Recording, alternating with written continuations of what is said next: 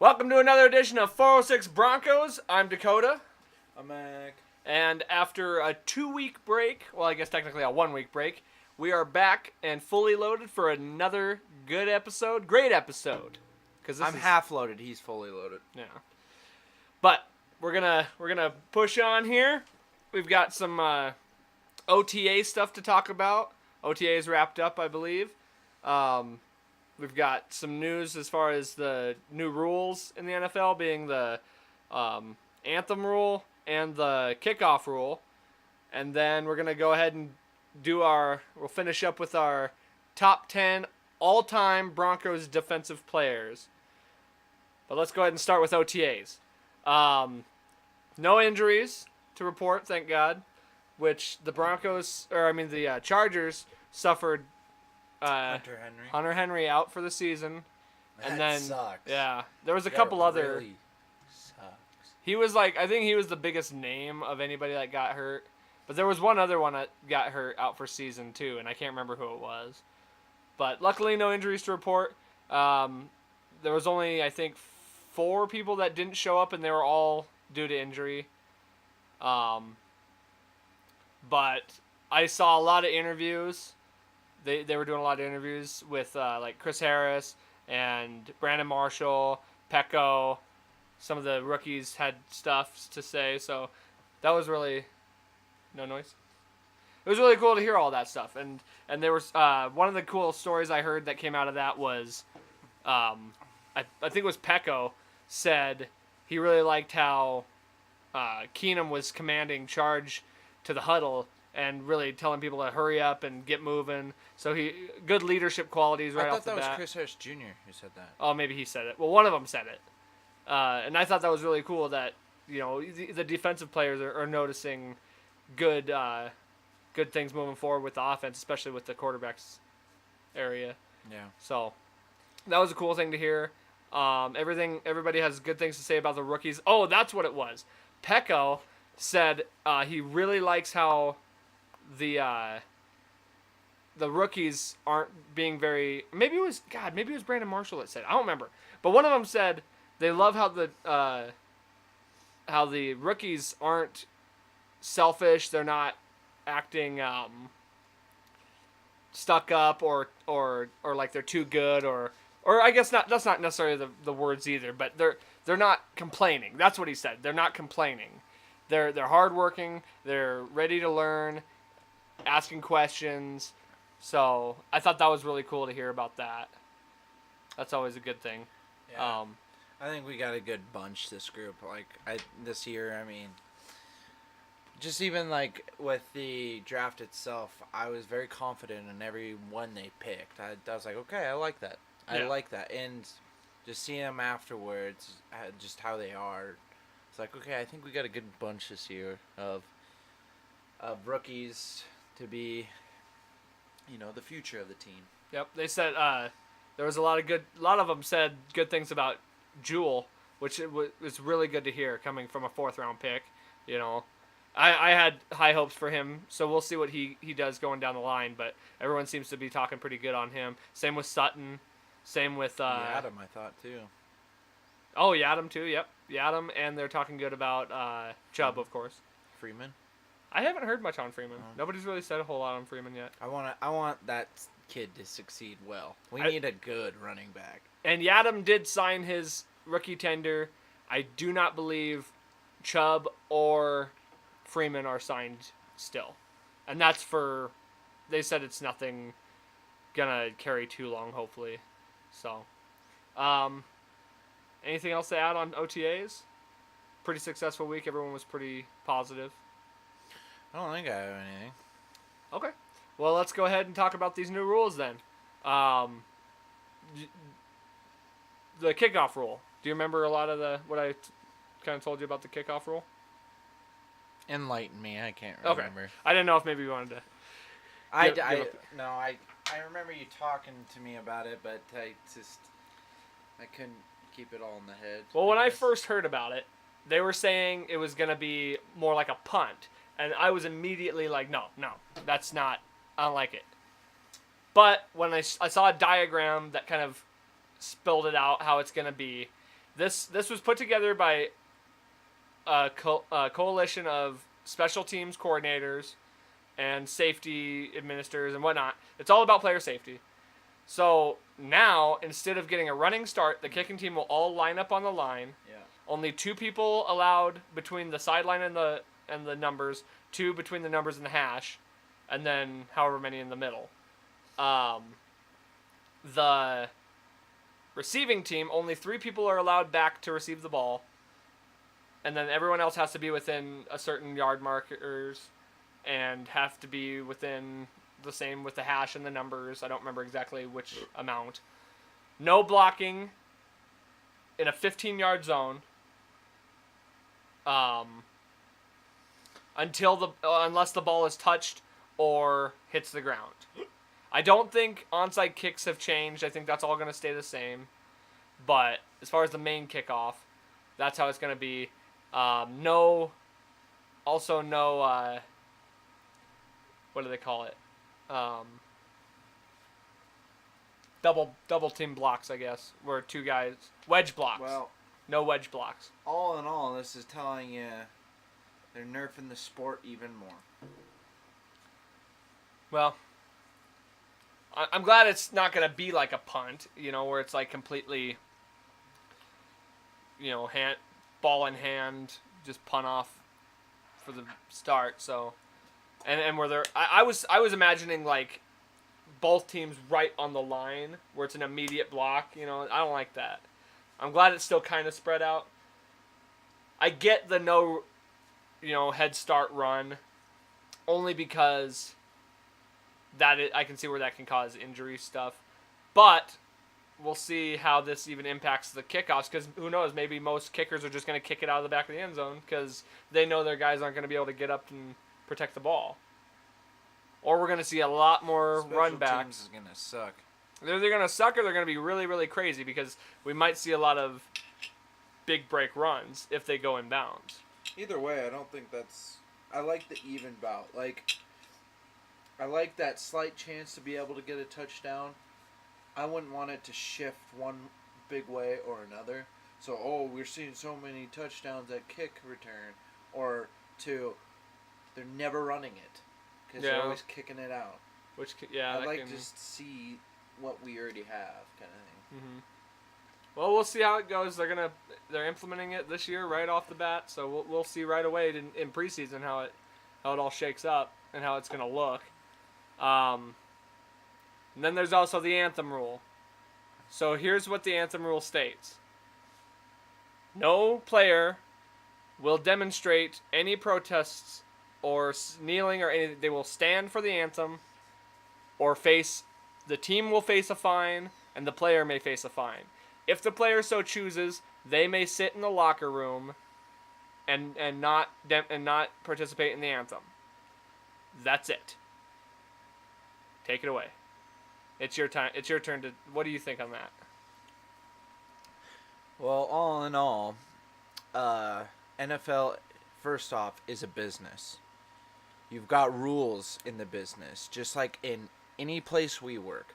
There's a lot of things we cannot do or we get in trouble for. There's a lot of things the NFL now you cannot do or you get fined for. So this isn't taking away one of your rights or anything like this. It's just a rule in your job. So there's things that I can't do in my job, I'll get fired. That's one of those things, man.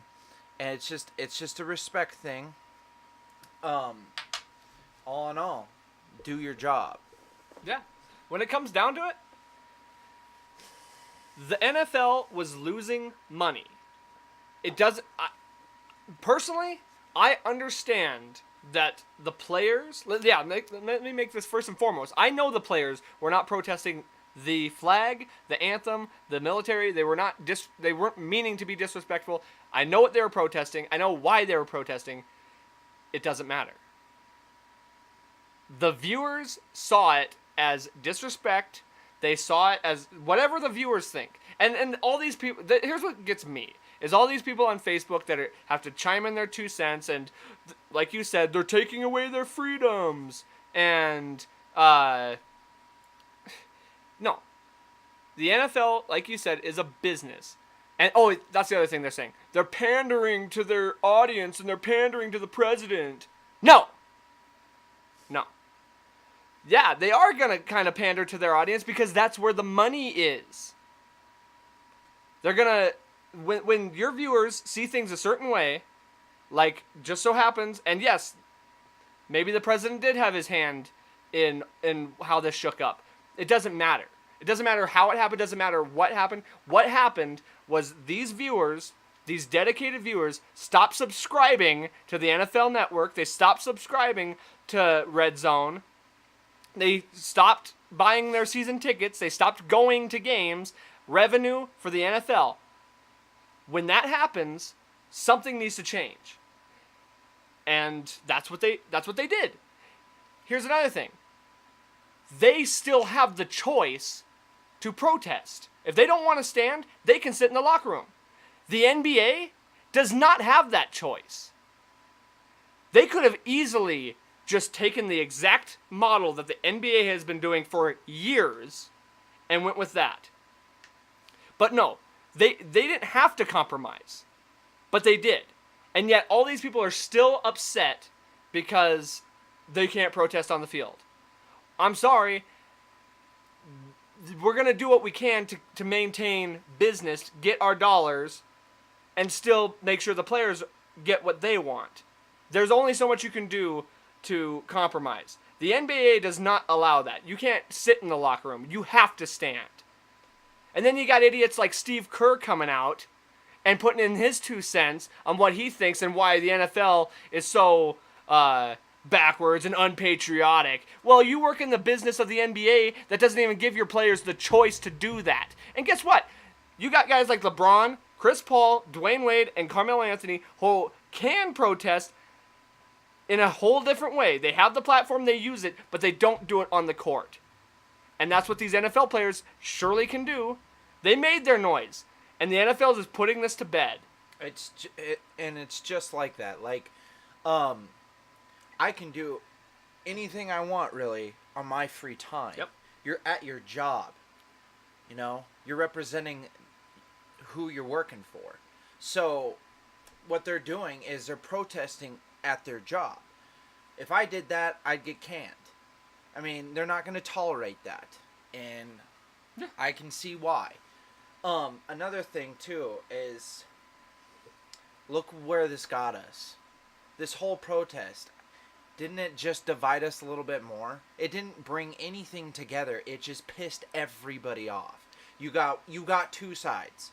You're either on this side or the other. There's really no in between. So now, what Kaepernick did over a year ago or more, I can't remember. It was like 2 or 3 years ago. Okay, well, 2 years ago, I believe. Now, what he did didn't do anything.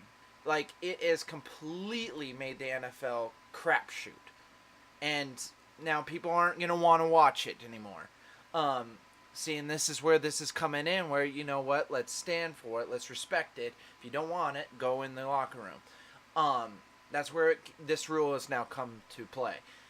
And I kind of lost my train of thought, but they're making what I was just going to say is you can do this kind of stuff. Just don't do it at your job. And with this rule now that we're making, it's pissed off the other side. There's no, like, happy medium in it. Even though they've tried to compromise. It's either all or nothing, which is, no. They're trying to compromise. They don't have to. They did not have to make this. They could have just said, you will stand for the flag, and whether you like it or not, or hit the bricks. But they didn't. And could you imagine the uproar that there would be if that happened? But yet nobody gets mad at the NBA for their rule and the way they do things. This whole time, nobody's mentioned the NBA and how they do their thing. Or the MLB. I don't know what the MLB's policy is, but I know nobody's kneeling in the MLB. Basically, they made this rule so they could just shut this down. We're not going to talk about it this year. It's not going to be an issue. And that's the best way we can go. We need to let this one go in the past. Yeah. or else we're going to be fighting about it. And there's no, like, conclusion to it. There's no resolution to this situation.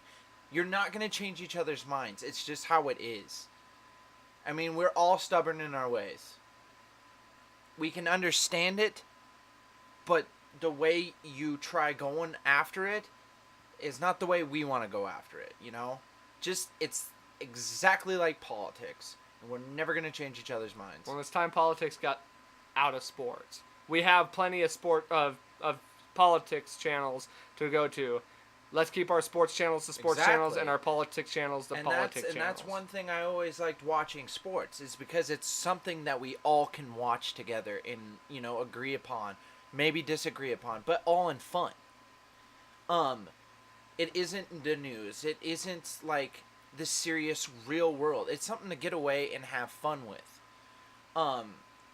So just to have that go into something that I enjoy, it makes it hard. Like, I hate seeing all this crap going on and everyone fighting about it because of a football game. Yeah, and watching my family and my friends who I enjoy watching football with and I know enjoyed watching the game of football, now they don't want to watch it, or they tell me, oh, forget about that. And it's like, no, I love this game. Yeah. I love the NFL. I'm not going to have this put NFL down for me. No. But it does make a dent on it, because it's hard to either watch it with family who are not going to want to watch it anymore. Or, you know, now we're going to argue about politics, and it's going to bring up a whole nother story of it because of a football game, which it shouldn't even be in there. But I definitely needed to vent that, because ever since this happened, I've been building just up and up and up, and I've just been ready to explode. And I just wanted to make my point out on that, because you gotta understand, and that's just a thing too. Here's another point that I was thinking. Every player that I've listened to, really, when they talk about it, most of them, obviously besides the ones that we all know of, the only ones that we know of are the ones that do it. And there's a select few. So what are we, pandering to the select few? No. But most of these guys say, I want to stand. D'Amato Pecco, Chris Harris, all those guys said, we want to stand. And then, of course, Brandon Marshall.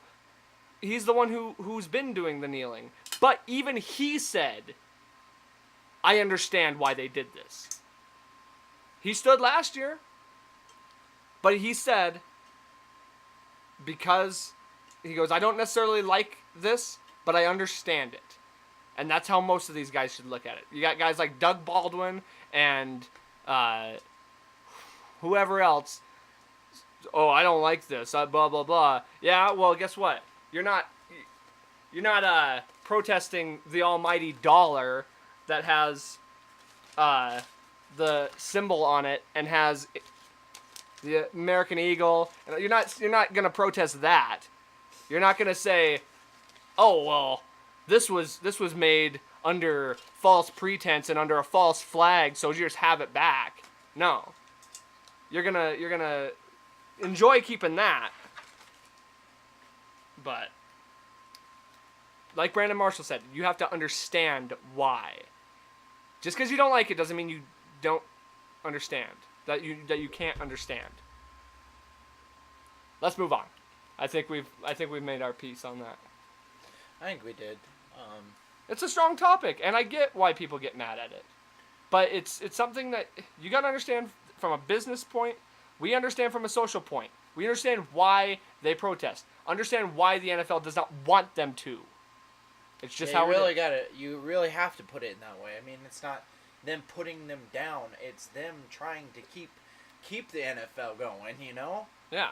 And what runs the NFL are viewers. Yeah, you don't really realize it. I mean, people have a different mind than you do, and that doesn't make them bad, too. So they got to appease to the audience, and that hurt them.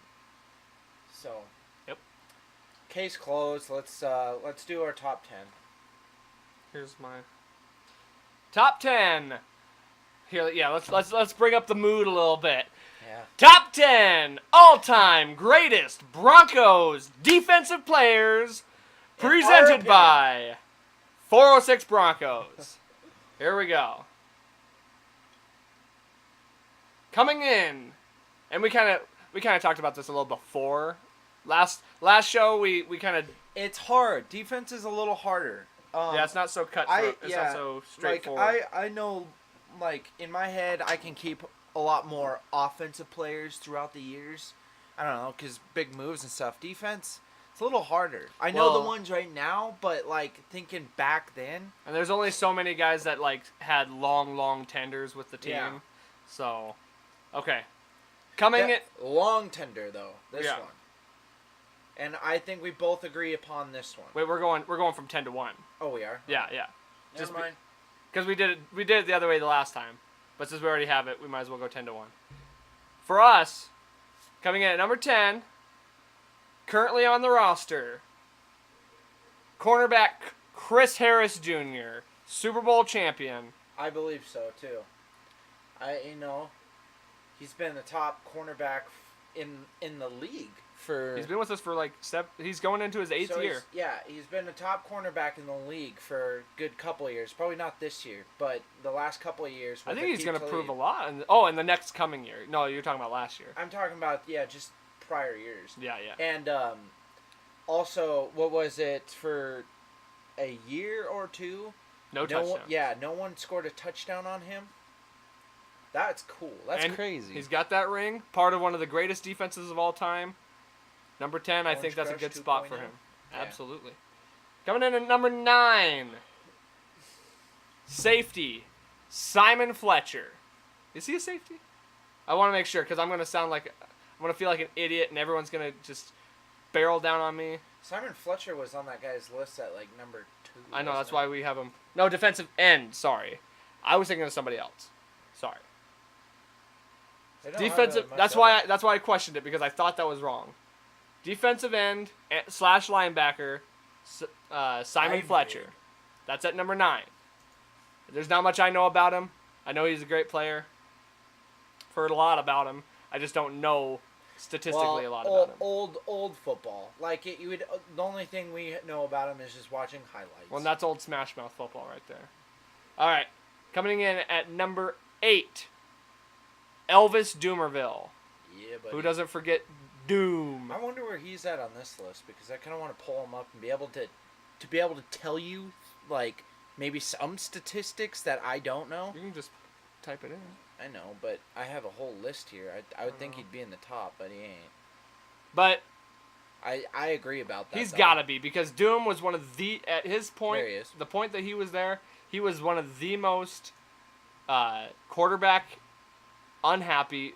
Made the quarterbacks very unhappy, but he was wreaked havoc in the backfield. Mm-hmm. He was basically what Vaughn is to the team now, then.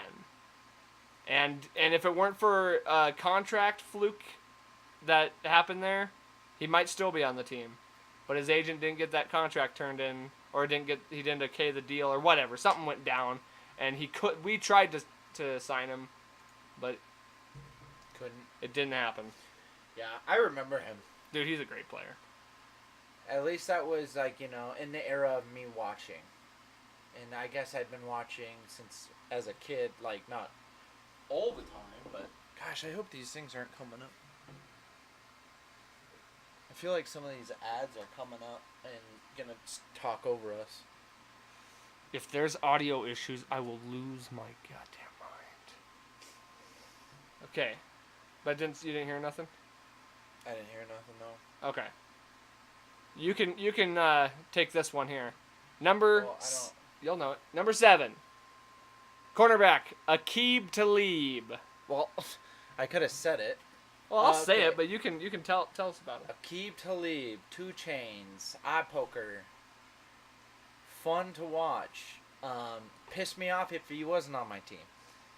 But once again, in a championship team with Chris Harris Jr., it's hard because there's a lot of defensive players throughout the Denver Broncos history that probably deserve to be on the top 10, but these guys deserve it because we've seen it happen.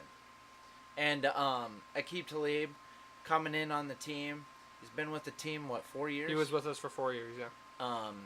got 6 Pick pick 6. sixes with us throughout then. Yeah, that's just not regular picks. That's pick 6. Yeah. He was an absolutely phenomenal player. John Elway did such a great job grabbing that guy. Arguably played his best ball in Denver, and won that ring. Yeah, so that was. So he picked him up. He had to have picked him up the year after, or just the next year after our shit Super Bowl, right? Yes. And then the next year after that, we went to Super Bowl 50, I believe. Yeah. Had to have, yeah. Yeah, what a great player, though. Like, might be a... Probably almost douche. definitely a Hall of Famer. Yeah, but, good luck on the Rams, but hopefully we'll kick your ass. All right. Number 6. Safety, John Lynch. Yeah, buddy. Current general manager of the San Francisco 49ers. But, God, I loved watching John Lynch. First Broncos jersey I ever owned, John Lynch. Great player. Won a Super Bowl in Tampa Bay, came to Denver, and just leader, captain, motivator, all around great player. Anything else you want to say about old John? Not really. Ball hawk. Okay. Number 5. Tom Jackson. Linebacker, I believe, Tom right? Jackson. I believe he was pretty high on the list, wasn't he? He's up there. I guess not. He should be. I know. I thought he was. I miss watching Tom Jackson on ESPN.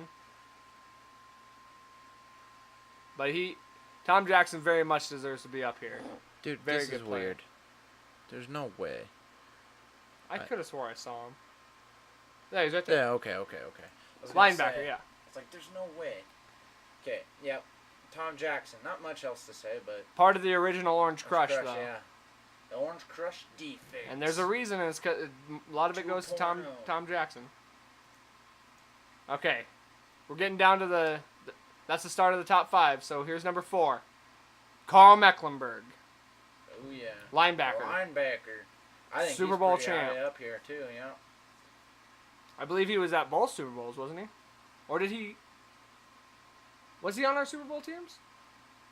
Yeah. Or no. No, he wasn't. I could have swore he was. Who am I thinking of? But still, I think he definitely went to a couple of those Super Bowls. He never won one, though, I guess. Pro Bowler, 6-time Pro Bowler, first-team All-Pro. Now, Ring of Fame, so... Oh, 80 sacks. 79.5 sacks. That's insane.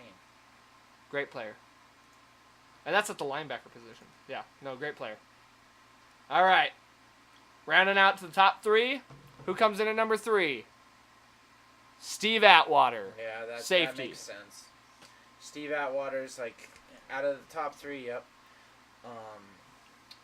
Guess I don't know. Let's see. I like to bring this up, too, so... He see did what win. They got. He's got his 2-time Super Bowl champion, 8-time Pro Bowl, 2-time first-team All-Pro, second-team All-Pro, 2-time All-AFC, and the Ring of Honor, Denver Bronco Ring of Honor. Great player. He's still around. He's still huge into the organization. If you ever go to Denver and go to a game, if you ever see an old jersey, it's either like Elway or Steve Atwater. Or Atwater. Yep. That's so true. Yeah. You see a lot of Atwaters. It's because he's such a... He's a great player, great dude. Yeah, One of the all-time he's greatest. one heck of a guy. For the Broncos, for sure. All right. I don't even need to look at the list. I remember who it is. Coming in at number 2, Super Bowl 50 MVP Von Miller. Von Miller. What else can you say about Von Miller, man? He's still going. He's still with us. He's going to be with us for a long time. Super Bowl MVP. That is so hard to do as a defensive player, to be the MVP. Look at that stat. I just love seeing that. Super Bowl champion of 50. Super Bowl MVP of 50. 6-time Pro Bowler. 3 times first team All Pro, 3 times second team All Pro. Defensive Rookie of the Year. Whatever those are. Those are college awards. So he's got one heck of a resume. Yeah, going right now already, and he's still got a lot to show. So he definitely does deserve to be number 2, even though his career's not even over. Is what he's done. He could to this easily team. bump up to number 1. He's got plenty of time. But And- for now, well, before we say number 1, who I'm pretty sure everybody knows who we're gonna say. But before we say that, let's give a shout out to some honorable mentions who didn't make the cut but deserve to be mentioned tonight. Al Wilson, linebacker. Lewis Wright, cornerback. TJ Ward, safety. Trevor Price, D-line. And DeMarcus Ware, linebacker. Not Randy? Randy Gradishar. I'm sure a lot of people are going to be mad we didn't put him on the list. He's a great player, too. You didn't even make him an honorable mention. Yeah, okay, well, we did just now. I didn't put him on my list, but... And Goose. We'll say Goose, too. Oh, yeah. Goose should be on there, too. But, number 1, greatest Broncos defensive player of all time. You know who it is. Cornerback, Champ Bailey. Never won a Super Bowl. Wish he had. Actually got to go to one. Insane player, and it's kind of hard to see this because one of the best defensive player we've ever had, but he was in throughout the reign of Broncos when we weren't all that good. If he was there at his prime, like with our team at Super Bowl 50, holy crap, lights out. Oh man, that'd be insane. He did get a try. He did go to a Super Bowl, but a very unfortunate Super Bowl that I don't ever really want to discuss. Yeah. I just couldn't believe how that happened, how that worked. And I feel bad for Champ because he's been with us for so long. And he actually got his chance. 12-time Pro Bowler. 52 interceptions. NFL interceptions leader in 2006. That guy, man. I'll never forget. I was watching the playoff game against the Patriots. Jake the Snake was the quarterback. And I remember this was the year. I think this was the year that Champ had all them interceptions. And I said to myself, no, I said out loud, I said, God, how cool would it be if Champ Bailey picked the ball off right now? And that's when he picked it off in the end zone, ran it 99 yards down the field. I'll never forget that. I also had a Champ Bailey jersey. Yep. God. You got to say, it's got to be Champ Bailey. He was with us for so long. Definitely one of the top guys that everyone knows. You see a lot of Bailey jerseys, too. Yep, you do. I think if there was top 5 jerseys, if you would go to Denver, it's probably, well, obviously right now is Miller, and that'll stay. Elway. Bailey. Atwater. And Who else did we see a lot of? Wasn't it an older player too? Well, I see a lot of Thomas. I don't. I thought I was the only one with the Thomas jersey. I saw a lot of Wolf.